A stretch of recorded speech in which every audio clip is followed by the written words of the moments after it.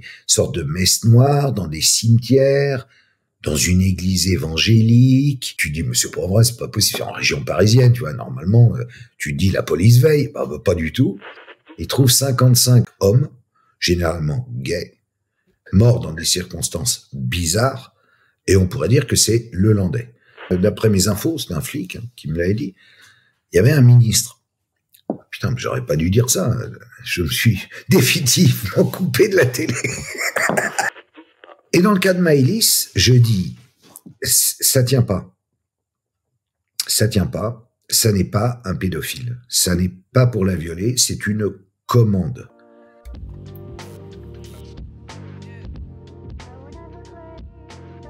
Bienvenue dans cette nouvelle interview du Média en 4K2. Aujourd'hui, j'ai l'immense plaisir de recevoir Karl Zéro. Bonjour Karl. Bonjour Kate, comment ça va? Écoute, ça va très bien. Merci de nous faire l'honneur d'être là, parce que tu es certes un ancien animateur télé très connu, mais tu es aussi un écrivain, un réalisateur et un journaliste d'investigation. Alors, je voulais pas commencer par, je voulais même pas forcément parler de ta longue carrière auprès de Canal+, mais étant donné que tu m'as fait attendre un bon moment, et j'espère sincèrement que quand tu donnes rendez-vous à une femme, tu la fais pas autant attendre que ce que tu m'as fait à moi. Je ne donne jamais rendez-vous à une femme. Ah bon? Je suis marié depuis 45 ans avec Desiderata. Donc, des coups, je la fais attendre et des coups, je me fais engueuler. Ça, c'est clair. Mais bon, je la comprends. Mais du coup, t'étais en retard parce que tu m'as expliqué que t'étais en train de publier sur X la 300e du vrai journal parce que Canal+ fête actuellement ses 40 années d'existence. Sauf que tu n'as pas été invité. Mais non, mais incroyable, incroyable. En plus, c'est animé par Antoine Decaune. Et puis alors, ils ont mis en ligne, enfin chez eux, là, sur le truc de Canal, ils ont mis plein de trucs, même des trucs dont j'ai jamais entendu parler, qui incarnent l'esprit Canal. J'y ai passé 18 ans. J'ai fait 8 ans de nulle part ailleurs avec Gildas. T'imagines? Supporter Gildas pendant 8 ans. Et après, j'ai fait le vrai journal. Mais moi, j'ai été zappé. Et donc, je me suis dit, merde, attends, les enculés, ils vont voir de quel bois se chauffe papa. Je vais les remettre. J'ai cherché, je me suis dit, tiens, il y a la 300e, elle était pas mal. Et puis, on voit aussi dedans, ça me touche parce qu'on voit Alain de Greff, qui est déjà à l'époque, elle date de 2003, 25 janvier 2003. Et à cette époque-là, de Greff a déjà été lourdé. Mais il est en duplex avec nous. Et je lui rends hommage et il est mort depuis. Et ça me fait plaisir parce que, franchement, ce mec-là, je veux dire, tu vois, si on parle ce soir, c'est quand même grâce à Alain de Greff, parce que il m'a fait confiance. Il m'a fait confiance. Quand je lui ai vendu le vrai journal, en disant, on va tout péter, il y a cru. Donc, voilà, c'est super rare les gens dans la vie qui te font confiance comme ça. Après, c'était une époque folle, hein, bien sûr. Mais, et le vrai journal à faire, c'était marrant à regarder, mais dur à faire. C'était beaucoup de pression, parce que beaucoup de sujets étaient touchy, d'investigation, et pouvaient couper Canal+ d'annonceurs, ou couper de financement, ou de ci, ou de ça, ou même, tu sais, quand tu es comme ça, t'es comme t'es féroce. Il faut aller à l'info, quoi. Tu dois trouver les trucs. Et tu sais pas qui est qui, à quoi il sert exactement toujours. Et donc, évidemment, tu casses des milliers de vases en passant. Et après, les mecs viennent te voir, les mecs d'en haut. Ils viennent te dire, non mais Karl, c'était décidément, oui mais merde, la liberté de ton, l'investigation, bon, tu vois, enfin bref. Et n'empêche qu'il y a eu quand même un événement qui a fait que l'aventure s'est arrêtée en 2006, tu vois, cette fameuse lettre que tu lis de Patrice Allais.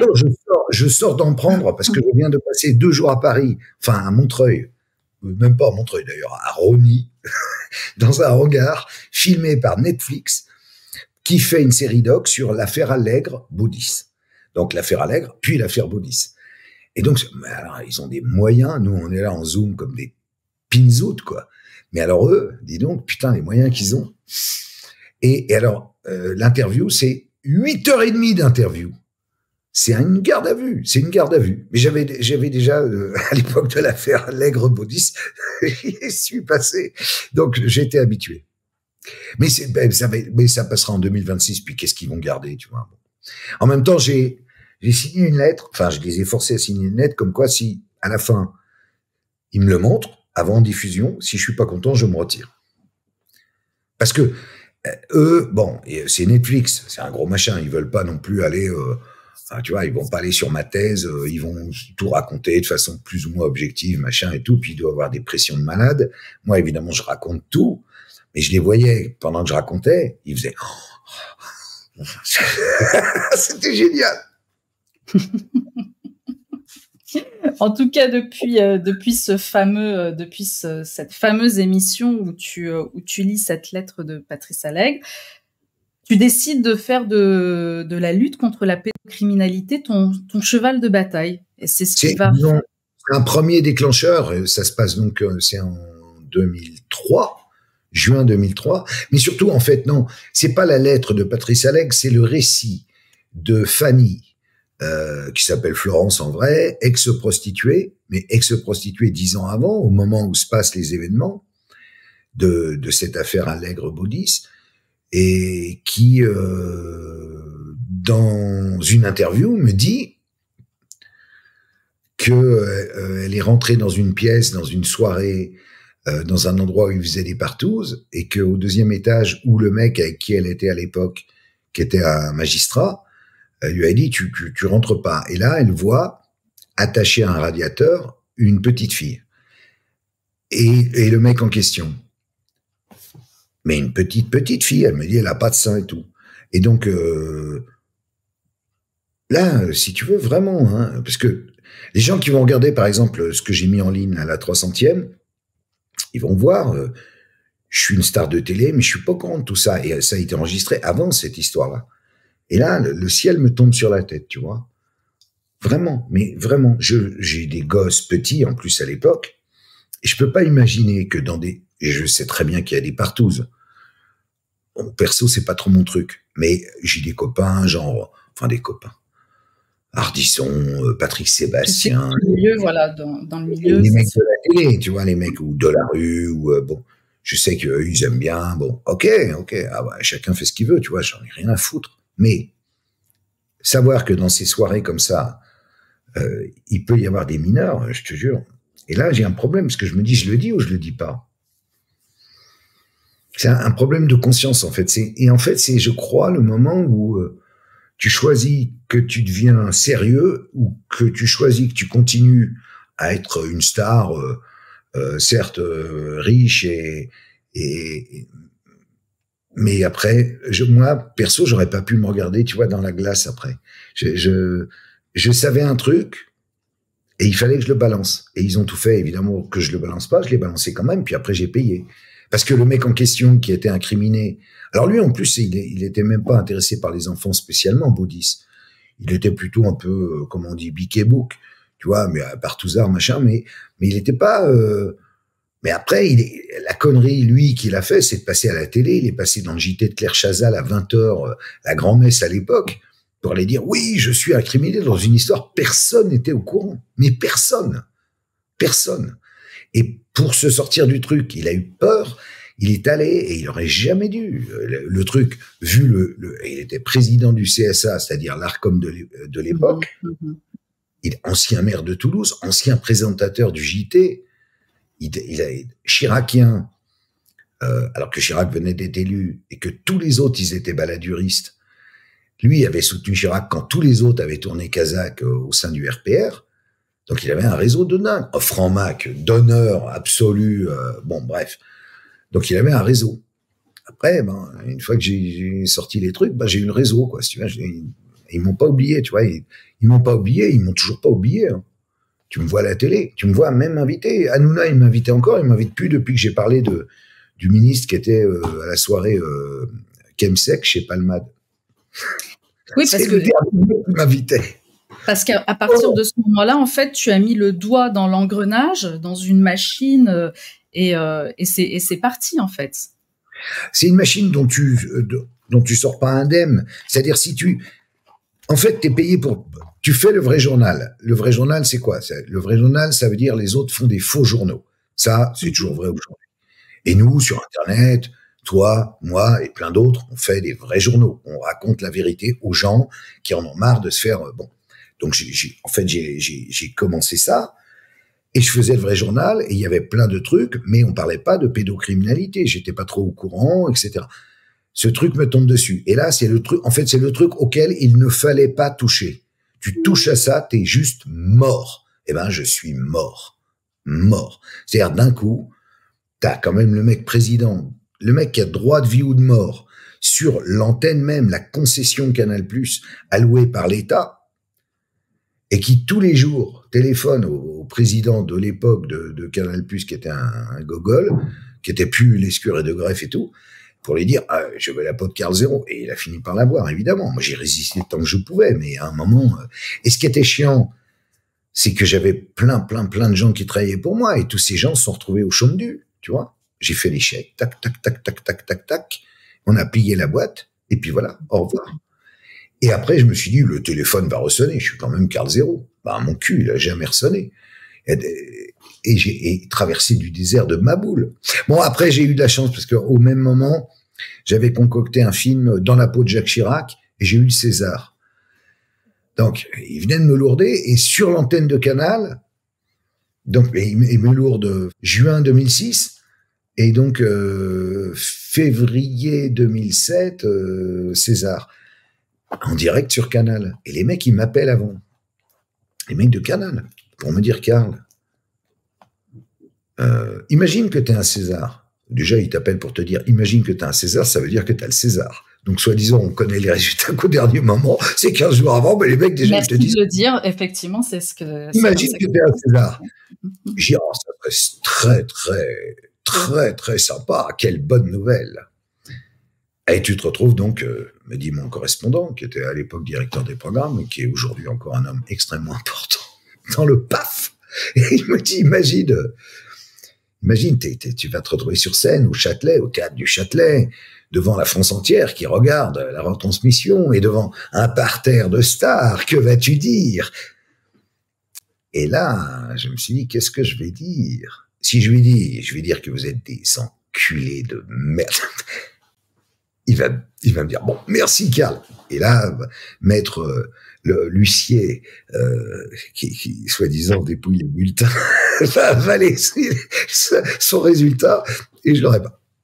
Donc j'ai dit, je laisse au cinéma ce qui est au cinéma, et à la télévision ce qui est à la télévision. Et il est, quelle bonne réponse, merci. Voilà, tu vois, de temps en temps, faut... Mais en même temps, t'as un César. Putain, c'est pas tous les jours que t'as un César. Surtout quand... Enfin, c'est incroyable, quoi. C'est le monde de la télé. C'est le monde de la télé. Qu'est-ce qui se passe entre 2006 et 2021 quand tu sors ton manifeste, le manifeste 1 sur 5, et le documentaire éponyme? Qu'est-ce qui se passe entre cette période? Il se passe que, en fait... on me fait des tas de propositions de télé, mais qui sont des propositions que je juge offensantes. Je suis pas Jean-Luc Reichmann, quoi, tu vois, ou Tex, je les aime beaucoup, hein, c'est des mecs gentils dans la vie, mais sans déconner. Et un jour, on me propose un truc bien. 13e rue, petite chaîne, câble SAT, me propose de faire des faits divers. Comme j'ai été giclé sur un fait divers, je me dis c'est génial. Je vais pouvoir faire du fait divers et je vais évidemment choisir énormément d'histoires de pédocriminalité. Et c'est ce que j'ai fait. Alors maintenant on les retrouve sur ma chaîne YouTube et ils marchent bien d'ailleurs. Hein, ils marchent d'ailleurs beaucoup mieux qu'à l'époque parce que 13e rue, je pense pas grand monde l'avait. Et j'ai fait ça 8 ans. C'est très long 8 ans. Et puis mais en même temps, c'était génial parce que je venais. C'est une assaise. T'es une star. Quand t'es une star, t'as un chauffeur. C'est une autre vie, quoi. D'un coup, t'es plus rien. Donc t'as un scooter et puis tu prends le train pour aller voir des gens à qui il est arrivé des trucs horribles. Et donc tu redeviens ce que tu es au départ, journaliste. Tu n'es plus star de télé, t'es juste un mec normal. Et tu te retrouves confronté à de telles histoires si terrible que tu ne peux qu'être, surtout, bon, tu vas me dire, toi, déjà, t'avais raconté l'histoire qu'il fallait pas raconter, donc déjà, t'étais mûr pour ça, mais je me rendais pas compte à quel point j'étais mûr pour ça. Et petit à petit, le chemin se fait, et je rencontre tellement de gens, et je pleure avec eux dans leurs bras, enfin, tu vois, des trucs. Mais bon. Et petit à petit, le chemin moral, au fond, hein, c'est un chemin moral, se fait dans ma tête. Et puis arrive, après, BFM m'appelle. Ils se lançaient, BFM TV, ils me disent, ouais, t'es une grande gueule, t'es Larry King, viens faire un truc. Alors, je suis venu, j'ai tenu 2 ans, et puis je faisais le soir, c'était en direct, et j'interviewais des mecs. En fait, j'y prenais aucun plaisir. Il n'y avait plus la magie du vrai journal. Et Alain Veil, qui dirigeait cette station, cette chaîne à cette époque, m'avait dit, tu vas quand même pas les tutoyer. Je dis, putain, ça fait 10 ans que je les tutoie, les politiques. Je vais pas arriver sur BFM, qui en plus, c'était dans une tente. J'étais pas habitué, c'était une tente verte. Tu vois, derrière, ils projetaient des trucs énormes, genre la Tour Eiffel, des trucs, avec des sons, des machins. Mais en fait, c'était une pauvre tente verte, avec des caméras fixes. Il y avait même pas de cadre. Moi, j'étais pas habitué à ça du tout, tu vois. J'étais malheureux là-dedans. J'essayais de, et au bout de 2 ans, un soir, je suis en train d'aller à BFM, c'était en direct. Je roulais à 150, tu vois. Les flics m'arrêtaient des coups. Je disais, ta gueule, je vais à BFM. J'arrive. Et puis j'appelle Alain Veil, je lui dis, écoute Alain, j'ai un problème. Je vais interviewer un mec, il est certainement sympa, mais je sais même pas qui c'est, Didier Migaud. Maintenant, je crois qu'il est, et en plus, il est ministre de la Justice maintenant, tu vois, le mec. Mais à l'époque, il était président de la Cour des comptes, c'est un ancien socialo. Et je lui dis, écoute, tu vois, là, Alain, ben, ça va être ma dernière. Parce que je vais arriver, je vais faire Didier Migaud, bonsoir. Et après, le mec, il va parler. Je m'en bats les couilles. Je peux plus. Je peux plus. Alors, il me dit, ok, je te comprends. Et puis voilà, je suis parti. C'est incroyable. La vie de la télé, c'est un truc de dingue. Je te comprends aussi, Karl. Je te comprends.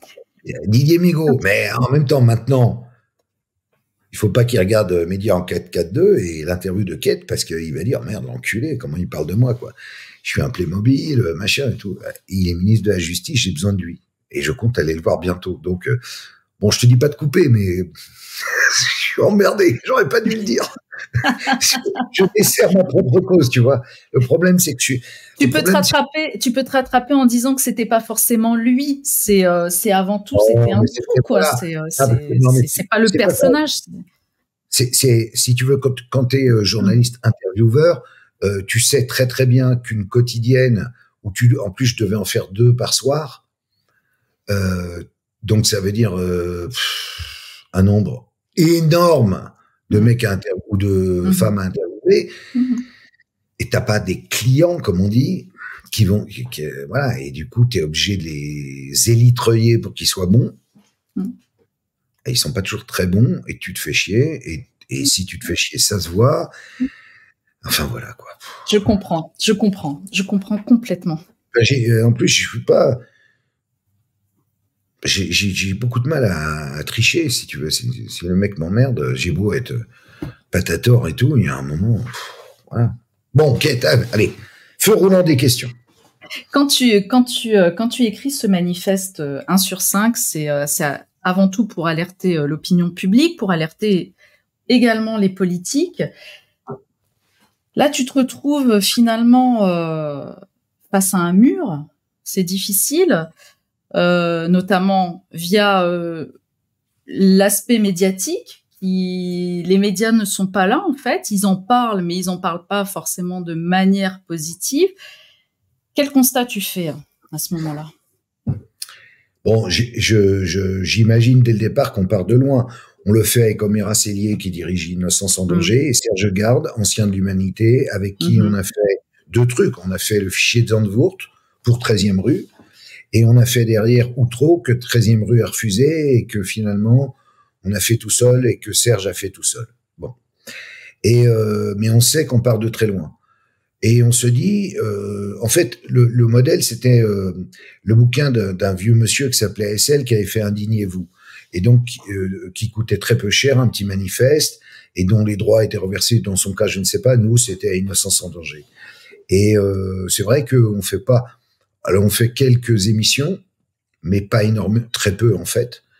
Et il n'y a pas de relais de la part. Alors que franchement, là, on peut pas dire qu'on soit ni agressif, ni complotiste, ni. C'est juste un constat.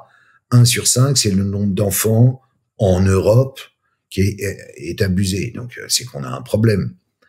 Un problème, évidemment, c'est la patate chaude. Nous, on sait que c'est la patate chaude. C'est pour un peu leur mettre le nez dans le caca qu'on fait ça. Mais ça prend pas tant que ça. Donc, après, assez rapidement, je me dis, il faut le faire en film, on le met sur YouTube. Je le fais en film, on le met sur YouTube. Là, il y a déjà plus de monde. Après, on se dit, bon, bah, ça va être les élections, on va aller voir les clampins.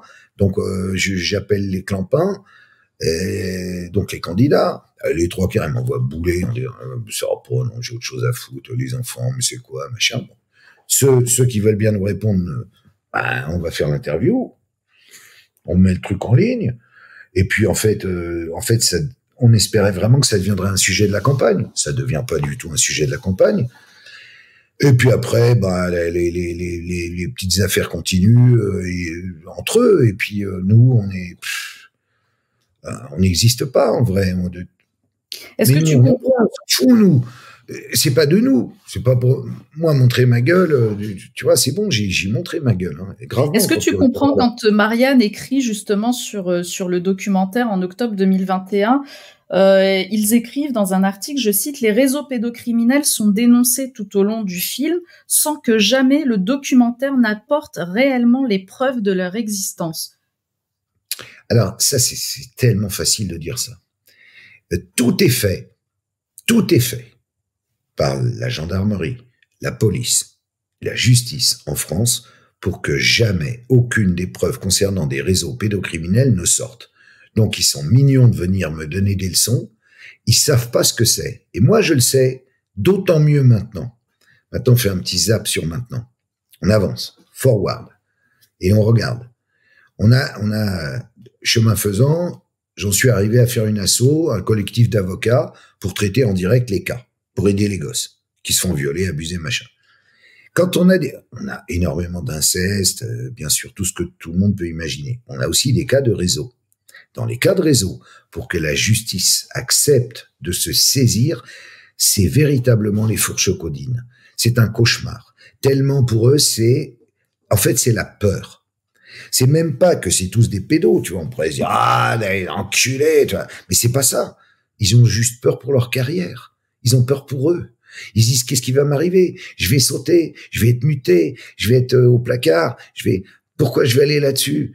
Je suis bien là, déjà c'est dur. Et c'est vrai, et ça tu peux pas leur retirer. La vie est dure, la vie est pas marrante.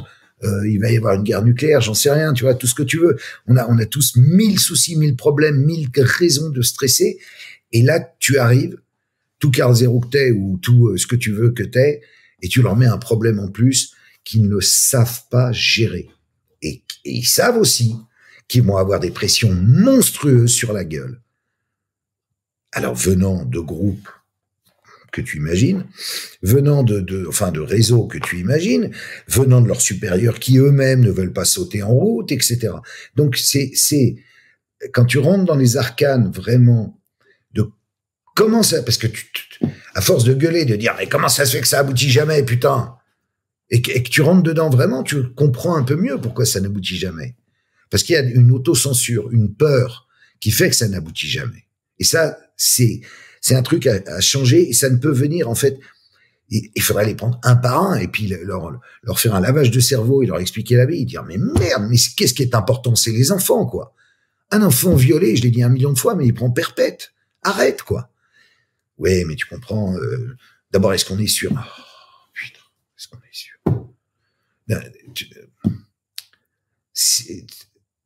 Bon, là, tu vois, il y a une information qui est tombée là il y a quelques jours, qui a été publiée sur TF1, un réseau international pédocriminel qui aurait été démantelé en France, un réseau international, hein, plus de 10 000 suspects identifiés. Qu'est-ce que ça signifie, ça? D'abord, de quel réseau on parle? Non, ça, quand il y en a 10 000 comme ça, c'est un réseau certainement dark web. C'est un réseau de vente en ligne, ça, bon. malheureusement, on n'a pas les moyens. Enfin, on les met pas non plus. Hein. Mais c'est devenu. Je sais pas si tu as eu l'occasion déjà d'aller regarder sur le dark. Tu hallucines, quoi. Parce que tous les mecs qui sont pédos, par exemple les incesteurs, alors mettons, ils baisent un enfant, le leur, ou celui d'un ami qui lui-même est pédo, enfin bref, ils filment. Parce que maintenant, il y a voilà, tu vois, tac, tac, tac, tac, tac, tac. Alors non, là c'est pas un enfant, c'est mon petit-fils. Bon, et donc, ils font ça, et après, ils le mettent en ligne. Et puis, ils échangent avec d'autres, et puis ainsi de suite, et ainsi de suite, et ainsi de suite. Et l'autre problème qu'on a, c'est que les mecs qui regardent ça, ils sont devenus jeunes. Avant, c'était des vieux libidineux. Enfin, tu te souviens on n'a pas le même âge, mais quand on était petit, nos parents nous disaient méfie-toi des messieurs qui offrent des bonbons à la sortie de l'école, qu'on est imperméable. C'est vrai. Hop, tu ouvres et hop, tu montes ton zizi. Oh, c'est horrible et tout. C'était ça. C'était presque pas risible, mais c'était, tu vois. Maintenant, c'est pas du tout ça.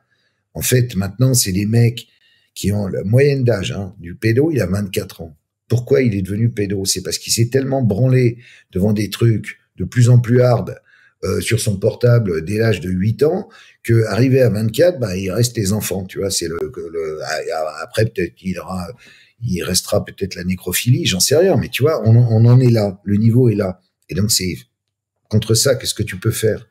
Mettre en garde évidemment les enfants, parce qu'après ces mecs veulent passer à l'acte. Tu vois, une fois qu'ils sont branlés 4000 fois, ils veulent vraiment le faire. Et là, ça devient terrifiant parce qu'ils font du grooming et ils réussissent à attraper les gosses qui, eux, de leur côté, sont maraboutés de l'autre côté par une forme de société du spectacle qui les sexualise dès le plus jeune âge. Enfin, de Kinsey, l'OMS, l'ONU, on sait cette influence, cette éducation sexuelle déviante à l'école. Et une fois d'ailleurs, je me suis fait injurier parce que sur le plateau de ce malheureux pro, j'ai dit oui, il faudrait montrer des sodomies aux enfants de 5 ans, 6 ans et leur dire voilà, ça se fait pas en vrai. Et tout le monde a dit il travaille pour c'est une opposition contre lui, il travaille pour l'OMS et il est méchant, mais pas du tout, c'est la voie de la raison. C'est-à-dire laisser les gosses se montrer entre les trucs sans leur expliquer et en rester à ce qu'on nous expliquait nous quand on était gosses. Ah, tu vois, les abeilles butinent, les papillons et les fleurs et les machins. Non, il faut tout expliquer. Malheureusement, on en est là, parce que si on leur explique pas, nous, adultes, intelligents, pas déviants, pas pervers, voilà les dangers. Voilà, tu vois, ça c'est pas bien ça. En vrai, tu vois, ces images-là, c'est des gens, ils sont en train de faire l'amour. Normalement, c'est pour faire des enfants, mais on le fait aussi pour se marrer. Mais là, ce qu'ils sont en train de faire, c'est pas bien. Et s'ils veulent te le faire à toi, c'est pas bien. C'est ça que j'essaie d'expliquer. Voilà. Mais les gens sont si obtus qu'ils ont compris autre chose. Alors, tu sais, moi, il y a quelques semaines, j'ai reçu le président de l'association Les Enfants d'Argus, avec une bénévole aussi qui est enquêtrice. Et il nous expliquait le fonctionnement justement et comment ils arrivaient à détecter les pédophiles. Et il y a tous les profils. Il nous racontait qu'il y avait tous les profils d'hommes. Il y a très peu de femmes, effectivement, c'est ce qu'il nous disait, mais d'hommes qui sont sur Internet. Ouais. 4% de femmes. Et c'est vrai que... Et c'est tous les milieux. Mais il y a quand même un truc. Et là, je le fais à chaque fois, je le refais. Les parents qui nous regardent, comprenez bien que dans tous les métiers où on peut approcher des gosses, il y a des pédos parce qu'ils les choisissent pour ça. Donc, ouvrez l'œil, quoi. Soyez pas genre, ouais, c'est cool, machin. Non, c'est pas cool. C'est pas du tout cool. Avoir un enfant aujourd'hui, c'est pas cool. Voilà. À notre époque, un peu plus, mais aujourd'hui, plus du tout. Ils sont là. Ils sont là et ceux qui seraient en charge de faire quelque chose au jour d'aujourd'hui, que je sache, ne font rien. C'est pour ça que je vais alerter Didier Migaud, mon cher Didier. Ouais, qu'est-ce que tu espères de la part de Didier Migaud? Rien. Rien Du tout. Je sais très bien, je vais le faire et puis ça sera lettre morte. Rien. Tant qu'il y a Macron, Macron c'est compliqué. Macron c'est à cause de l'histoire avec Brigitte. Je te parle pas du fait que c'est un homme ou pas un homme, j'en ai rien à foutre.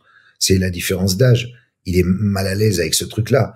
Et donc, moi, je l'avais compris quand quand on a sorti 1 sur 5, on était allé déjeuner chez Schiappa à son ministère. On lui avait expliqué la vie avec Omer Cellier. Oui, très bien, formidable. On avait 13 mesures d'urgence. Il n'y en a aucune qui a été appliquée. Ou peut-être une. Non, même pas. Bon, bref. Puis après, elle me dit, non, mais laisse tomber, quoi.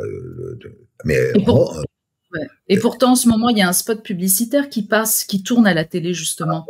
Voilà. Ça, c'est typique. C'est typique. Ils font toujours un spot et un numéro vert. Et va faire un coulo. Et là, ils disent, on a fait tout ce qu'on pouvait. On a prévenu les gens. Alors, madame la ministre des Enfants, ils changent tout le temps, je sais même plus leur nom. Vous avez fait quoi? Eh bien, nous avons lancé donc ce spot qui va frapper les populations. Ils prennent les gens vraiment pour des idiots, quoi. Ils n'ont pas compris que c'était une révolution, pas alors totale si possible, mais une révolution au moins de ça, pour changer les mentalités, pour que les mecs qui font ça d'abord sachent que ça rigole pas et que les peines qu'ils vont prendre, ça sera pas du petit sursis, du petit bracelet, de l'androcure. On leur donne de l'androcure.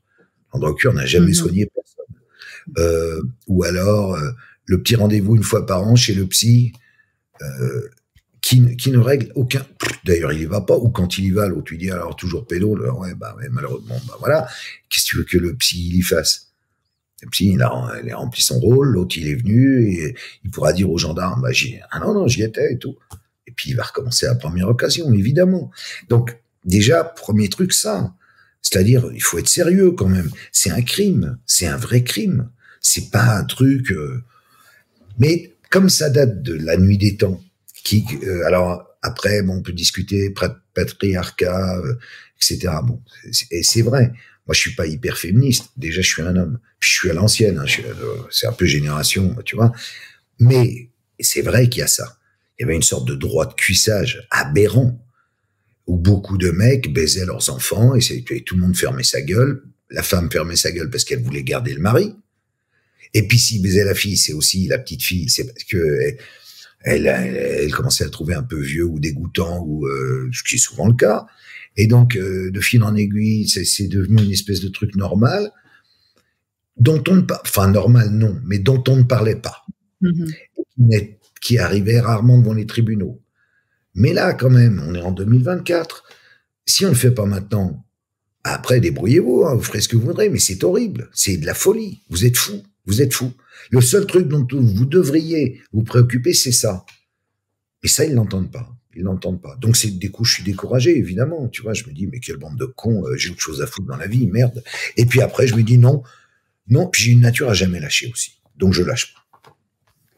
Alors, même si on arrive devant la justice, là en ce moment, il y a beaucoup de femmes qui témoignent d'affaires de pédophilie, d'inceste au sein du foyer, et ces mamans, elles ont du mal à faire entendre leur voix.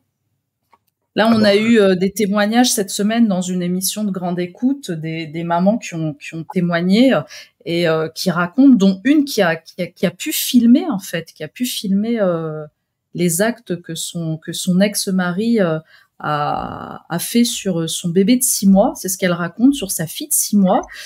Mais là, ce qui se passe, c'est qu'elle est dans l'illégalité parce qu'elle ne veut pas que le papa ait contact avec sa fille, alors qu'il y a eu une décision, tu vois, du JAF, et donc elle est dans l'illégalité. Voilà. Et on a beaucoup de mamans dans ce cas-là. Après, on parle d'aliénation maternelle. Voilà, est-ce qu'elle dit vrai, est-ce qu'elle dit pas vrai? Non, ça c'est des conneries. Ça a été d'ailleurs normalement. Ils n'ont plus le droit d'utiliser le syndrome d'aliénation parentale. Alors après, ils ont inventé un autre truc, ils appellent ça le Munchausen. C'est le syndrome Munchausen. Donc c'est toujours charger la mère. L'idée, c'est de charger la mère en disant elle est déviante, hystérique, histrionique, semi-folle. Son mari la trompe, donc elle se venge. Elle veut garder les enfants.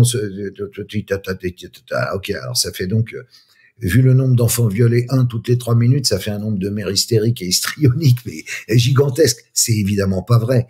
Mais les magistrats vont toujours être très, très, très, très prudents par rapport à ça. Et en gros, la personne qui à la fin se fait bananer à chaque coup, c'est la mère. Voilà, ça c'est la règle en France numéro 1, c'est ça. C'est va bien te faire voir. Alors on va te le placer abusivement, tu le reverras plus, ou alors tu le verras une fois par mois en centre Mélanie ici. Et encore, il y a le centre Mélanie, ou alors comme ça entre deux portes, ou alors on va te le foutre en foyer, ou alors en famille d'accueil. Dans les deux cas, ça va mal se passer. D'abord, l'enfant. C'est le thème d'ailleurs du dernier L'envers des affaires. Hein. C'est les placements abusifs. L'enfant, il se retrouve déjà pour un enfant, c'est affreux. Ses copains à l'école, ben il les perd, il change d'école. Sa petite vie, même si c'était pas parfait à la maison. Je te parle pas de viol, hein, mais de parents un peu qui déconnent, de trucs. Bon, ben et l'ASE par exemple pourrait dire, ben on pourrait penser aux grands-parents. Il y a bien un grand-parent, tu vois, qui pourrait prendre le petit pendant 6 mois, le temps que ça se tasse un peu les conneries des parents. Ben non. Non, on va le mettre chez un mec. Alors on se retrouve avec des histoires comme il s'est passé récemment au procès là de Châteauroux, où c'était des gosses du Nord placés, et puis il s'était retrouvé, alors carrément il les faisait travailler, et puis le mec, il faisait travailler les gosses. Ils subissaient des violences, ils ingéraient aussi, je crois, des médicaments, c'est ça? Ouais. Attends, en plus, il baisait les enfants. Non, mais on rêve. Et le mec, il est très à l'aise, il dit, oui, mais moi, j'invitais à dîner les élus du Nord, qui étaient les mecs dont dépendait l'ASE. Donc, on est où, là? Donc, ils ripaillaient ensemble. Ah, qu'est-ce qu'ils faisaient de plus ensemble? On n'ose pas imaginer. Et comme il a déjà pris de la tôle et qui sait qu'il va en reprendre, il n'a plus rien à perdre, il dit la vérité, et la vérité, elle est là. Donc, ce système marche totalement sur la tête. Et il faut quand même préciser que dans l'affaire de Châteauroux, les familles d'accueil n'avaient pas d'agrément. Tu vois, il faut préciser ça aussi. Que l'ASE a confié les enfants comme ça. Mais au cul du camion, à n'importe qui. À des fous. Donc, non, l'ASE, tout est à voir. Alors souvent, on me dit, oui, mais on met quoi à la place? Bah, n'importe quoi d'autre vaut mieux. On recrée un truc qui est pas. En plus, c'est une machine à pognon, c'est 10 milliards d'euros, ils se sucrent au passage comme des maboules. Enfin, c'est une honte, quoi. Alors, c'est ce que tu dis justement dans le 13e numéro là de l'envers des affaires. Tu expliques que 340 000 enfants relèvent de ce système, donc il y a un budget de 10 milliards d'euros, et que en fait l'ASE fait ce qu'elle veut. Elle retire les enfants à leurs parents de manière abusive. Alors il y a un avocat qui lutte contre ça, c'est Michel Hamas, dont ton journaliste sur la région de Marseille, qui est un héros. C'est un mec génial. Il traite 2000 cas par an. Il a publié un bouquin qu'on peut trouver, je sais pas où, sur Amazon et où il raconte, c'est une espèce de journal de guerre, et il raconte un cas par chapitre de ce qu'il voit au jour le jour en France aujourd'hui. Et franchement, c'est pas marrant comme lecture, hein, mais quand tu sors du bouquin, tu fais ah ouais, d'accord, c'est ça. Et il dit que 80% des enfants qui sont placés ne devraient pas être placés. Mmh. Donc, c'est deux choses. Il faut voir, il y a deux choses différentes. Il y a les enfants violés, et dans ce cas-là, évidemment, il faut les sortir du truc. Mais éviter, ce qui arrive aussi, de les donner aux pères prédateurs, parce que ça c'est quand même, on marche sur la tête totale. Et puis, tu as des enfants, juste, ils ont fait les cons à la cantine, la maîtresse a fait un signalement en disant, bon, le petit, je sais pas quoi, Michel a fait le con à la cantine 17 fois de suite. Signalement, il doit avoir un pet au casque, machin. Et là, alors se déclenche une machine de guerre dont tu n'as même pas idée, et qui va faire que, mais à n'importe quel moment, des mecs, des flics vont arriver, des gendarmes, hop, ils vont emmener l'enfant. Et on se retrouve dans des situations, mais de guerre, quoi. Et après, pour récupérer l'enfant, mais ça dure 3, 4 ans, 5 ans. Et quand il revient, il reconnaît même plus ses parents, il a changé. Si ça se trouve, il a eu des problèmes, il s'est fait castagner, battre, violer par d'autres congénères, d'autres jeunes qui sont dans les foyers et qui ont 3, 4 ans, et donc une espèce d'aura sur le petit gosse. Enfin, c'est un désastre, quoi. On casse des vies C'est le but de la société, c'est pas de casser la vie de quelqu'un qui commence dans la vie. C'est au contraire, tu vois, d'essayer de faire en sorte que, eh ben, voilà, il merde complètement. Est-ce que selon toi, justement, cette machine de guerre, elle agit différemment selon les départements? Il y a des départements, dans le papier, il y a un monsieur très bien qui dirige le CEDIF, qui s'appelle Xavier Collet et qui décrit précisément certains départements, il me semble que autour de Perpignan, etc.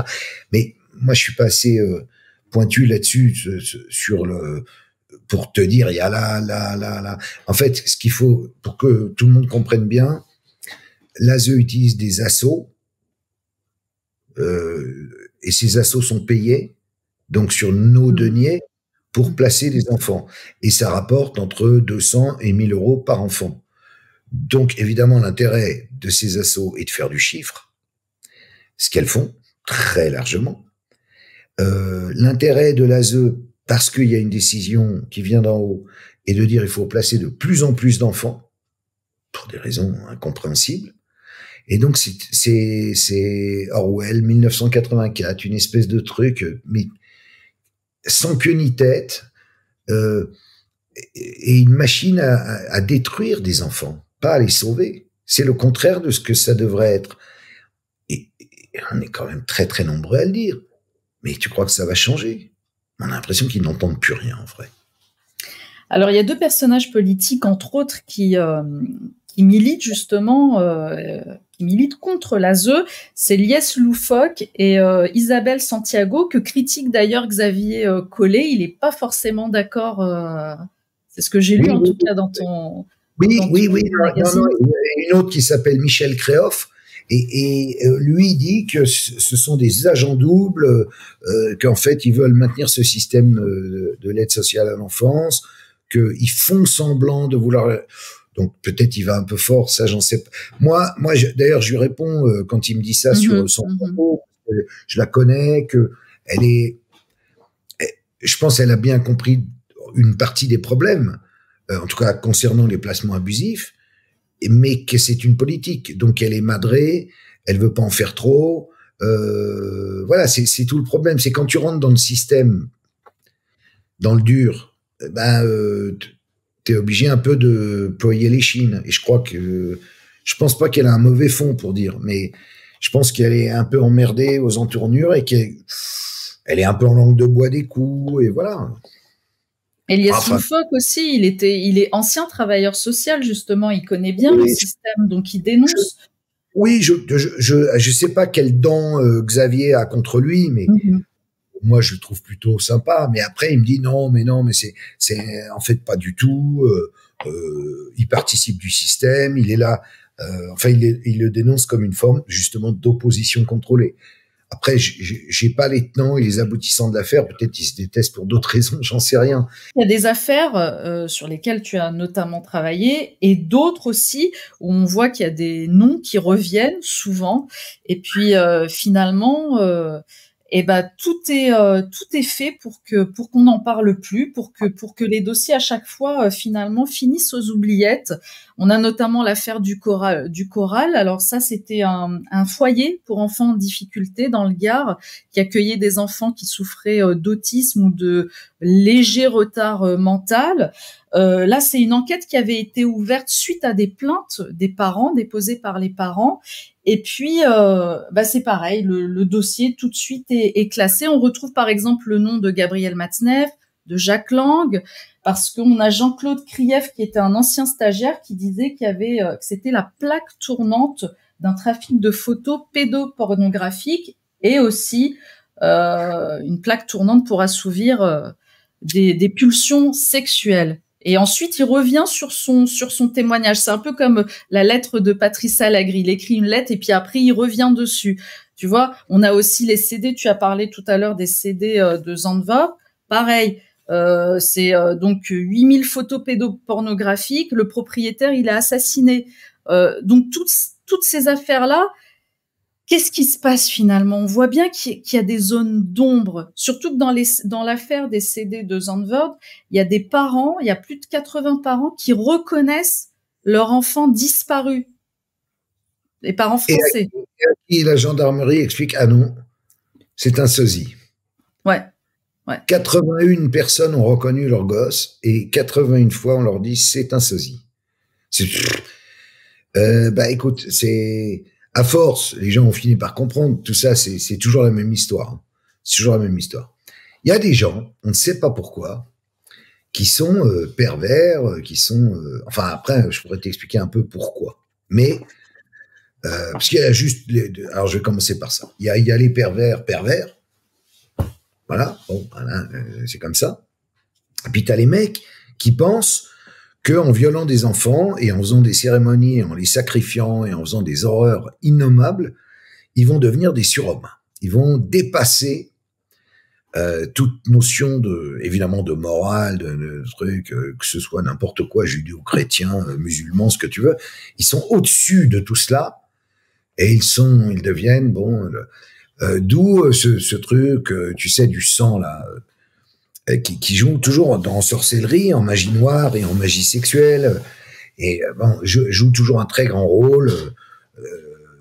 Ce qui signifie que tu y crois, toi, que ça existe, ce genre de rituel, ça existe réellement? Bien sûr que ça existe, bien sûr. Mais enfin, c'est vieux comme le monde. On l'a vu encore très récemment. Je sais pas si tu avais suivi ce que j'avais sorti sur l'affaire de la petite Lola. Oui, alors les enfants souris, Voilà. qu'est-ce que c'est que ça? Ouais.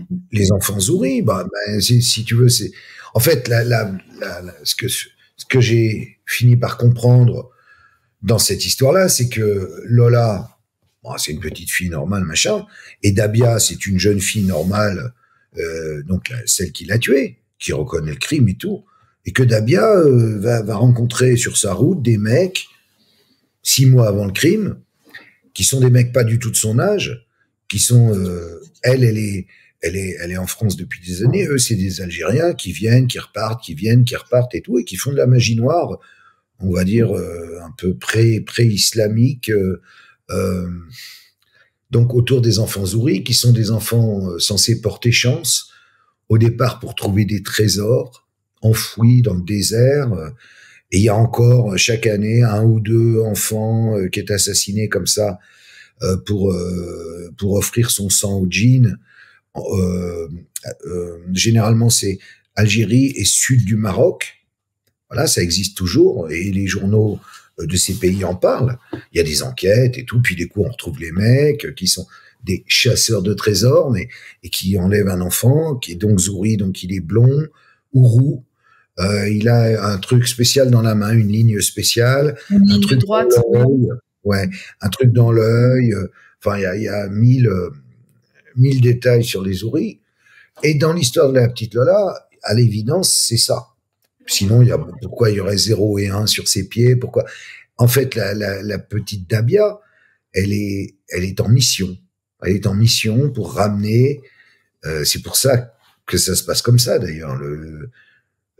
Puisqu'elle aurait pu, je sais pas, d'ailleurs elle est pas folle, puisqu'il y a eu 2 expertises psychiatriques, judiciaires, elle est parfaitement saine, elle va être jugée d'ici 1 an, de ce que j'ai compris, même peut-être avant, elle va prendre 25 ans, elle reconnaît le crime, ok, elle est pas capable de l'expliquer. Et donc, moi, l'explication, je la tiens de qui? Je la tiens du mec qui devait l'épouser, et puis de ses sœurs, qui me racontent l'histoire de ces mecs qui arrivent, et qui sont là, et qui l'emmènent dans des trucs aberrants, faire des sortes de messes noires dans des cimetières, dans une église évangélique, enfin, tu dis, mais c'est pas vrai, c'est pas possible, en région parisienne, tu vois, normalement, tu dis la police veille, pas du tout. Et elle boit du sang, elle boit de l'urine, enfin, je vais être vulgaire, donc ils lui font du mal, mais elle est plus ou moins consentante, il la drogue, puis il la drogue plus, puis elle qui était au fond une jeune beurette, tu vois, qui faisait sympa, qui dansait sur TikTok et qui avait une vie normale, hein, vraiment, est devenue une espèce de sorcière. Ils l'ont transformée en sorcière. Et puis elle fait le crime. Et puis après, elle ne sait pas pourquoi elle a fait le crime. Voilà où on en est. Mais sauf que moi, évidemment, vis-à-vis de la police, j'envoie, quand je sors le truc dans l'envers des affaires, j'envoie le truc aux flics qui sont en charge. Pas de réponse. M'agace. Je vais au contact, comme on dit. Et la réponse que j'ai, c'est ah non, mais en France, on brûle pas les sorcières. Donc en fait, ça veut dire quoi? C'est compliqué. Hein. Ça veut dire qu'ils veulent pas du tout que cet aspect des choses dans le crime de la petite Lola soit mis en valeur au cours du procès ou de l'instruction ou de parce que les mecs en question, ils les ont interrogés. Les mecs qui avaient plus ou moins marabouté Dabia, ils les ont interrogés. Et puis depuis, les mecs, ils sont plus là. Hein. Ils sont partis au bled vite fait. Voilà, ils se réunissaient dans un bar, il est fermé. Tout est... Et donc ça répond à ta question, pourquoi ces trucs-là sortent jamais? Parce que, alors là, dans ce cas-là, c'est la raison sur Dabia, je pense, elle est politique. Ça vient c'est pas les flics qui décident ça d'eux-mêmes. C'est une fille, elle est pas musulmane, mais elle est, si d'ailleurs, elle était une très très bonne musulmane jusqu'à ce moment-là. Et puis elle rencontre ces mecs, et elle renonce à la foi. On a une communauté maghrébine importante, on va pas foutre la merde, d'autant qu'il y a Zemmour qui crie avec l'OQTF, donc on se calme. Pas faire de vagues. Pas de vagues. Bon, après, dans l'affaire du choral que tu citais, alors là, c'est beaucoup plus énorme. Parce que c'est début 80, ça doit être 81, 82. En 82, ouais. 82. On sort, Libé est encore pro-pédophile, on signe encore des pétitions pour libérer des mecs qui ont violé des gosses et tout. Là, c'est l'époque où ils marchent total sur la tête. Donc, faire des petits allers-retours du choral, c'était en Charente, non, ou un truc comme ça. Dans le Gard. Hein, ouais, dans le Gard. Gare, Paris, Paris-Gare, pour aller niquer, évidemment qu'ils y allaient. Et les noms que tu as cités, bon, j'ai pas les preuves, mais... Donc, pour revenir à l'affaire du choral, d'abord, à l'époque, ça passait crème. Crème. Ouais, bon, ok, ils ont déconné, mais après, j'imagine, hein, j'ai pas enquêté dessus. J'imagine, oui, mais c'est des petits Mongoliens, machin, on s'en fout, machin, c'est ce niveau-là. Hein. Et puis le mec se fait piquer, je me souviens, il passait à la télé, le mec. J'ai regardé quand même un petit peu sur l'INA, tu vois, pour retrouver les trucs. Le mec, il est extravagant. Hein. Le mec qui animait ça, je sais plus son nom, mais il est extravagant. Je sais pas s'il est mort ou pas. Et donc, il est probable qu'effectivement, les personnes que tu cites y allaient joyeusement, mais que c'était même pas. Après, bon, il y a chaque cas est différent, bien sûr. Epstein, c'est différent, c'est du compromat au niveau international avec des services secrets américains, israéliens. On est dans c'est autre chose. On est à un autre niveau. Palmade est à la mode en ce moment. Le palmade, c'est juste rien, quoi. C'est n'importe quoi. Sauf que il se passe ce truc qui fait que je suis plus invité à la télé, que quand le truc arrive, je dis mais d'après mes infos, c'est un flic qui me l'avait dit. Il y avait un ministre. Putain, mais j'aurais pas dû dire ça. Je me suis définitivement coupé de la télé. Non, pourtant j'aime bien, moi je suis comme ça. Et je sais même pas alors j'ai lu que certains disaient que c'était Bruno Le Maire. Alors c'est Zoé Sagan, je pense, qui avait dû lâcher ça, non, il me semble. C'est Zoé Sagan qui a dû lâcher Zoé Sagan, j'ai jamais compris ce qu'il faisait, j'ai jamais eu une grande confiance, parce que il annonçait toujours un truc énorme pour dans 10 minutes, et puis le truc énorme n'arrivait jamais. Donc à un moment, si tu veux, j'ai dit bon. Puis après, il a commencé à me tailler. Alors ça, j'aime pas. Et puis il a dit des trucs insensés, quoi. Genre que ma femme Desiderata appelait ses amis pour casser Zoé Sagan. Mais ma femme Desiderata ne sait même pas qui est Zoé Sagan. Elle est même pas sur les réseaux sociaux. Elle n'en a strictement rien à battre. Et donc l'autre, il se fait démonter, il est parano, quoi. Tu vois, en pensant qu'il y a un complot, machin, un truc. C'est le drame aussi on a raison. Il faut défendre les enfants. Après, on est rejoint par des gens qui sont un petit peu déviants, qui sont un petit peu malades en vrai. Et donc, ils veulent tellement rajouter, parce qu'ils passent leur journée à regarder, et ils font eux-mêmes des théories. Mais il y a rien de concret, quoi. Et tu penses que ça discrédite le combat, en fait? C'est un peu too much, ouais, parce qu'en plus, maintenant, ils s'empaillent entre eux. Donc, le combat, tu vois, il y a des gens, au fond, chacun pris séparément est très bien. C'était déjà le cas dans les assauts. Ils s'empaillaient entre eux pour des conneries. Maintenant, ils s'empaillent entre complotistes sur X ou sur machin. Ils passent leur journée à s'empailler, à se détester. Mais putain, on est là pour quoi? Pas pour s'empailler, et à la fin, il restera qui? Vous faites quoi? À quoi on joue? Et ça, ils comprennent pas, parce je pense qu'ils deviennent un peu fous, en fait. Il faut avoir la tête froide. Il faut rester très pragmatique. Il faut dire, bon, ça, est-ce que c'est crédible? Ça, c'est crédible. Alors, on enquête, on cherche. On dit pas tout et n'importe quoi, voilà. Oui, quand toi, tu enquêtes, c'est toujours, tu te bases sur du factuel. Tu arrives à obtenir les preuves de manière factuelle. J'essaye, si tu veux, si tu prends, je sais pas, l'affaire, mettons Lelandais. L'affaire Lelandais. Oui, ça, t'as pris cher aussi pour l'affaire Lelandais aussi. Oui, parce que je suis de bon sens. Vraiment. Je suis un journaliste de bon sens. Enfin, d'abord, je suis un journaliste. Il n'y en a plus tant. Il n'y en a même quasiment plus aucun, je crois, parce qu'ils sont pas curieux, puis ils ont pas de couilles et tout. Mais je dis, tiens, la gendarmerie avec les preuves a brûlé. Déjà, ça c'est fastoche, ça pourrait être un truc, tu vois, un tweet de complot normal. C'est bizarre. Après, j'essaie de comprendre comment un homme qui est homosexuel, maître chien dans l'armée, c'est quand même assez spécial. Et sa manière d'agir, enfin la seule qui a été prouvée, parce que bizarrement ils ont arrêté l'enquête sur le Landais, donc je parle du caporal Noyer, c'est très, comment je dirais, c'est assez, c'est gore et c'est très pédé, si j'ose dire ce terme, bien qu'on dit plus ça, mais c'est pas du tout un truc de pédophile, pas du tout. Et pour rappel,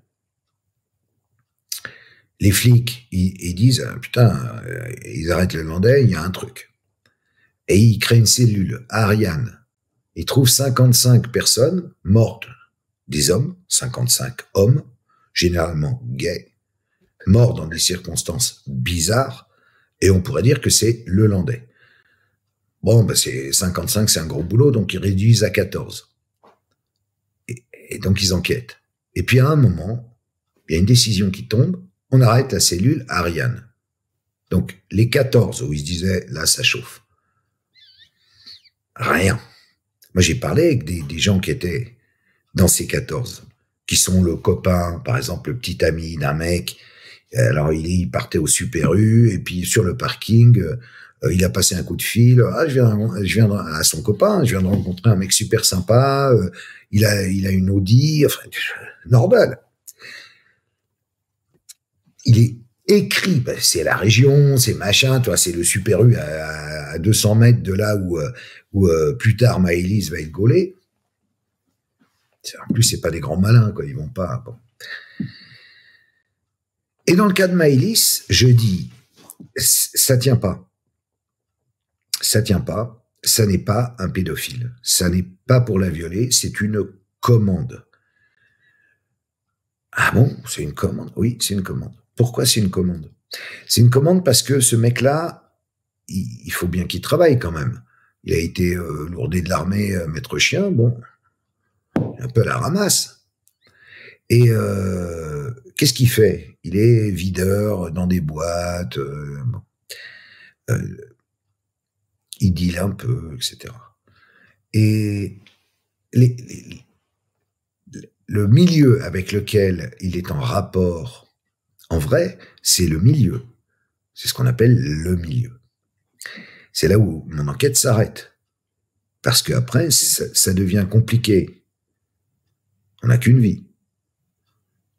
Ah, c'est pour ça que tu t'arrêtes. C'est pas parce que tu ne peux pas avoir d'infos, c'est que tu t'arrêtes parce que ça devient dangereux. Je comprends qui y a au-dessus de l'Hollandais. Quand je comprends qui y a au-dessus de l'Hollandais, je dis, bon, on va se calmer. Ok. Parce que qu'est-ce que tu veux que je fasse? Je veux bien être le chevalier blanc, tout ce que tu veux, mais enfin, il y a un moment, tu vois, j'ai 63, j'espère tenir encore quelques années, quoi. J'ai pas envie de glisser sur une savonnette, et à ce moment-là, un bus passe et m'écrase. T'es en face de trucs. Sur le Hollandais, c'est vrai. Sur d'autres, c'est moins complexe. Sur le Hollandais, c'est complexe, parce que c'est maintenant. Fourniret, prouver que Fourniret, c'était pas juste un prédateur isolé, un serial killer, un fou dangereux et un psychopathe, et dire, ouais, mais aussi, il rendait service, bon, il était très proche des francs-macs, qui le protégeait, qui lui enfin, en tout cas, d'un grand maître qu'on retrouve, qu'on interviewe et qui confirme que quand l'autre était en tôle, il le faisait croûter, il lui envoyait du pognon et tout. Ah, c'est quand même pas banal. Là, ça va. Quand tu vas toucher à des trucs genre le milieu, ils aiment pas. Et donc, voilà. Et c'est sur le Hollandais, c'est pour ça qu'il y a eu cette version officielle de dire que non, il n'est pas homosexuel. Il y a le témoignage de son ancien. Ils n'ont pas osé dire non. On a trouvé plein de photos pédopornographiques chez lui.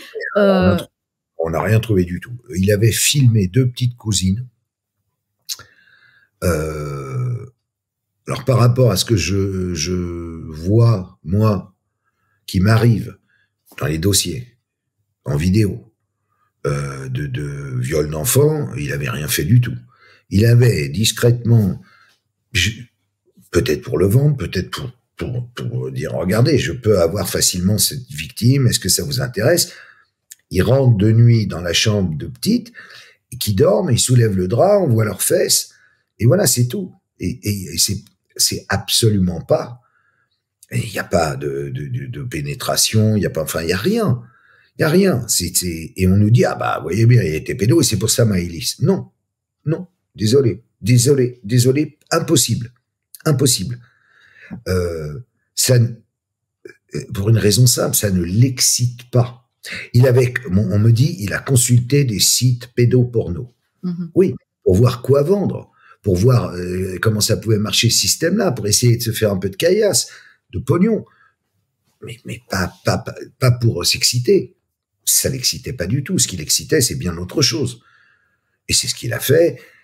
Et tu verras que l'avenir me donnera raison et qu'un jour ou l'autre, de un caporal Noyer et une Maëlys, on passera à 20 personnes. Mais après, il y a des protections que je peux pas imaginer aussi. Tu vois, je suis pas voyante et j'ai pas la science infuse. Et j'ai des petits moyens. Je me fais aider d'un tel, de ceux qui veulent bien aider. Mais je suis pas, j'ai pas une méga structure, tu vois. Je me doute bien. Alors tu me tends la perche parce que tu me parles de voyante et moi il y a quelque chose dont je voulais parler avec toi, qu'on sait que certains savent, mais qu'on parle très peu, qu'on aborde très peu avec toi finalement. C'est ta rencontre avec Geneviève Delpech. Ah oui, oui. Très marrant. Avec qui tu as écrit un livre quand même, La médium et le journaliste. Tu me dis si je me trompe. Elle, en tout cas, parle dans un de ses livres. Je sais pas si c'est Le Don d'ailleurs. Elle parle de toi, elle parle de votre rencontre et tout. Et je pense qu'elle t'a aussi aidé dans l'affaire Fourniret. Tu me dis si j'ai raison. En tout cas, Geneviève Delpech, pour ceux qui ne la connaissent pas, c'est la femme du chanteur disparu Michel Delpech. Elle est médium. Elle a beaucoup aidé la police dans des affaires de disparition d'enfants. Et puis toi, tu vas la rencontrer. Geneviève, ouais, en fait, Geneviève, des amis communs qui tiennent un resto en Normandie. Moi, je connaissais pas les Delpech. Nous disent ah bah venez. À l'époque, j'habitais encore à Paris. Venez, eux, ils étaient en banlieue parisienne et venez dîner chez les Delpech. Et il y aura Éric Mouzin. Il y aura Éric Mouzin, le père d'Estelle. Mm. Là, du coup, j'ai plus envie d'y aller, tu vois. Je me dis, ah putain, en plus, j'étais en train de préparer un doc sur l'affaire Mouzin. Ah, c'est l'occasion de rencontrer Éric Mouzin. Et puis, alors donc, on vient, il y avait aussi des amis artistes de Michel était toujours vivant, et il y avait Benabar, il y avait Alain Chamfort, tu vois, c'était plus un dîner d'artistes, mais au milieu de tout ça, bizarrement, il y avait Éric Mouzin, qui se révèle très sympa, assez froid, mais très sympa, et avec qui on prend contact, et puis je lui dis, bah, je prépare un truc, il faut que je t'interviewe, de toute façon je t'aurais appelé, machin, et puis rapidement, j'ai dit, qu'est-ce que tu fous là? Ah ben, Geneviève Delpech m'a contacté, elle est médium, j'ai dit, comment elle est médium? Elle m'avait pas dit, et elle cherche Estelle. Et elle me donne des infos, elle voit des trucs, et pour elle, et il me dit, pour elle, ça pourrait être Fourniret. Je dis, ah ouais, bonne idée, pourquoi pas, etc. Bon. Et alors après, on parle, et moi, bon, en bon journaliste, j'interviewe un peu à table Geneviève pour comprendre d'où ça vient, tout ça. Et en fait, c'est un don qu'elle a depuis l'enfance. Et donc, elle disait, alors elle me raconte plein de trucs, je sais plus quoi, mais genre, on dîne avec tonton Édouard, et tout d'un coup, j'ai un flash, et je vois que tonton Édouard, il va avoir un accident dans 15 jours. Et donc, j'essaie de dire à tonton Édouard, ne prends pas la voiture. Tonton Édouard m'envoie chier. 15 jours après, tonton Édouard est mort. Et tout est un peu comme ça, si tu veux. Elle a des flashs. Et donc, on reste en bon contact. Et en fait, on se voit jamais, en vrai. Mais on met au point un petit système. Quand je suis sur une affaire, je lui envoie une photo. Par texto, tu vois. Et je lui dis, elle a besoin de la photo et du prénom. Alors je dis, par exemple, lui c'est Eric, qu'est-ce qui s'est passé? Et puis elle déroule. Voilà. Et ça a duré 10 ans. Et au bout de 10 ans, avec tout, j'avais gardé les textos. Et je lui dis, bah, il faut faire un bouquin quand même. C'est quand même très très marrant notre relation. Et des coups, il y a tout, des coups, non. Donc c'est pas une science exacte. Des coups c'est impressionnant, et ça m'a ouvert des horizons au moment de l'enquête, parce que elle va te dire un truc très très précis qui est un détail que personne ne peut connaître, et ça c'est fascinant quand même. Ça veut dire qu'il y a quand même quelque chose. On est dans le paranormal, mais pas dans un paranormal qui sert pas à grand chose. En l'occurrence, la voyance, je respecte. C'est un don. Des coups ça marche, des coups ça marche pas. Des coups ça marche très très bien, et des coups je peux servir à rien, parce qu'elle m'a fait le coup 100 fois de m'appeler en folie, parce qu'elle avait vu un truc à la télé, genre le petit Léonard a disparu. Elle m'appelle et il est dans un trou d'eau à 53 mètres de la maison, entouré de sapins. Ah bon? Non mais attends, j'étais à la plage Geneviève, je suis pas au courant qu'il y a un petit qui a disparu. Oui, bah, mets-toi une pile, gros, vas-y. Alors là, moi, j'appelle, tu vois, je trouve le numéro du service du SR sur place. Oui, passez-moi le capitaine, machin. Bonjour, capitaine, c'est Carl Zéro. L'autre, déjà, il fait, j'ai du travail, monsieur. Non, je déconne, je suis vraiment Carl Zéro. Et Geneviève Delpech, la femme de Michel, me dit que le petit Léonard est à 53 mètres, près des sapins, dans un trou d'eau. Ok, je transmets, il me fait. Je transmets pas. Et 2 jours après, on retrouve le petit Léonard à 53 mètres dans un trou d'eau, près des sapins. Et là, je fais merde, putain. Et mais ça, c'était avant. Maintenant, beaucoup d'entre eux ont commencé à comprendre qu'il avait un talent pour ça et l'appellent. Ou des parents aussi. Des parents qui cherchent quelqu'un, qui... par exemple, dans l'affaire Tiffaine Véron dont je parle dans le dernier numéro de l'Envers des Affaires, cette jeune femme de 35, 37 ans, disparue au Japon, Geneviève, et je ne le savais pas. J'ai découvert, quand le journaliste enquêtait j'avais mis en lien avec le frère de Tiffaine, qui est formidable. Et à un moment, la famille a fait appel à Geneviève, qui est allée là-bas et tout. Donc, elle se donne un mal de chien, et du coup, ça marche. Voilà. Je voudrais quand même, pour terminer, vraiment, j'ai une question. Tu as donné la parole dans le dernier numéro de l'Envers des Affaires à Dalila Sadok. Et j'ai une question, parce qu'il y a une polémique qui s'est enflammé cet été. Je sais pas si tu as vu autour de cette femme, autour de son témoignage. Et alors, elle fait partie des survivantes du film de Pierre Barnérias.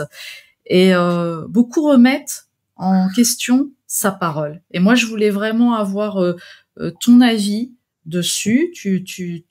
Elle raconte son histoire en détail. Elle te fournit des dessins. Elle raconte même la rencontre avec le papa de ses enfants. Moi, je voudrais avoir ton avis. Est-ce que c'est un acharnement contre cette femme? Est-ce que cette femme dit vrai? Voilà. Je voulais avoir ton avis sur ça, pour conclure. Moi, les éléments qu'elle m'a donnés me paraissent absolument convaincants. Que ce soit les enregistrements, alors j'ai pas pu tout reproduire dans l'envers des affaires, mais j'avais interviewé précédemment sur ma chaîne YouTube, les enregistrements des gosses et les dessins sont quand même parlants. Est-ce qu'elle en rajoute? Je crois pas. Alors, si je précise bien ce que je veux dire, qu'il y ait eu des attouchements ou plus graves sur les enfants de la part du père, je pense que ça c'est vrai. Que le père soit dans un énorme réseau pédocriminel, je pense qu'elle n'en a pas la preuve. Et après, il y a autre chose. Que Dalila énerve d'autres personnes de la lutte, de la mouvance anti-pédo, là c'est leur problème personnel, dont je n'ai strictement rien à foutre. J'évite de suivre ce genre de trucs parce que c'est une perte de temps. Alors, j'ai vu qu'il y avait une jeune femme, mais je comprends pas quel rôle elle joue exactement. C'est un peu comme Zoé Sagan qui s'appelle Madame Gabrielle et qui s'est mis à attaquer le pauvre Booba en disant que lui-même était pédo, etc. Alors Booba s'est fâché contre elle. Après, Booba a dit Carl Zero, aide-moi, machin, j'ai répondu compte sur moi. En fait, je sais pas très bien les tenants, les aboutissants de cette histoire, mais c'est juste Booba, moi je le connais, c'est un copain, bon. Et je ne pense pas une seconde. Alors qu'après, peut-être il a eu une aventure avec une fille de 16 ans, c'est Booba, quoi, tu vois, on va pas non plus, tu vois, je veux dire, mon pote Joey Star, on va pas non plus, il s'agit pas de pédo, enfin, c'est pas des images où tu vois un viol de bébé. Tu vois ce que je veux dire? Moi, des images comme ça, j'en vois trop et après, je peux pas dormir. Ça, c'est, tu vois, là, on parle de conneries, quoi. On parle de la vie de stars, en fait, de musique, de rock, de rap, de je sais pas quoi, où ils sont pas très regardants en réalité. Donc effectivement, ils peuvent déconner. Mais de là à le faire passer pour un énorme pédo, non. Donc quand il dit au secours, on m'a dit ok, je suis là. Et après, ce que j'aime pas, c'est que cette femme, Dalila Sadok, je pense qu'elle est trop structurée. C'est assez rare d'avoir une personne. Elle a un métier, elle est ingénieure ou je sais plus quoi. Donc je pense qu'elle agace aussi au travers de ça. Ils aiment bien que ça soit des oiseaux tombés du nid, tu vois, ils sont, et pour une fois, c'est pas le cas. Et donc, je pense aussi que ça agace. En plus de ce que j'ai compris, ce sont des gens qui l'ont soutenue au début et qui après, ne la soutiennent plus. Alors, est-ce qu'elles se sont engueulées, mais pour quelles raisons? Peut-être pour d'autres raisons. Et puis, on n'a pas, enfin, si on rentre là-dedans, on perd notre temps, en vrai. On perd notre temps total. Pendant ce temps-là, ça continue. Ça continue. Les salopards sont toujours en poste, continuent joyeusement, et donc aller s'emplumer et enculer des mouches sur des détails aberrants, voilà. Ça sert pas la cause. Mais pas du tout. Et la cause, elle est réellement importante. C'est pas, on n'est pas dans une cour de récré, quoi. Et malheureusement, ça tourne à la cour de récré. Oh, moi, j'ai toujours dit, dès que tu mets plus de 3 personnes dans un bureau, ils s'engueulent. Et c'est vrai. Là, ils sont pas dans un bureau, mais c'est un bureau virtuel, mais ils s'engueulent. Ils s'engueulent. C'est caméra café, quoi. C'est pitoyable. Je te laisse le mot de la fin, Carl Zero. Merci aux médias en 4-4-2. Ah, ça veut dire quoi en 4-4-2? Vite fait, bien fait? C'est ça, c'est une technique de foot à la base. Merde, je sais. Ah putain, je suis comme moi le sport c'est pas 4-4-2. Ah oui, c'est la manière dont tu vas positionner. Donc tu vas Tes joueurs. 4 devant, 4 au milieu, 2 derrière. C'est ça, non? 2 en défense. 2 en défense, 2 en attaque, je crois, non? C'est pas ça? Ah non, 4-4-2, ça Non? veut dire 4 en attaque, 4 au milieu et 2 à l'arrière. Ça veut dire que tu as des super défenseurs, des balaises derrière, parce que ou d'autres au milieu qui courent très vite. Ouais, je pense que vous avez tout. Des super défenseurs. Alors toi, tu te situes où dans les 4-4-2? Tu es plutôt en attaque, plutôt au milieu ou plutôt en défense?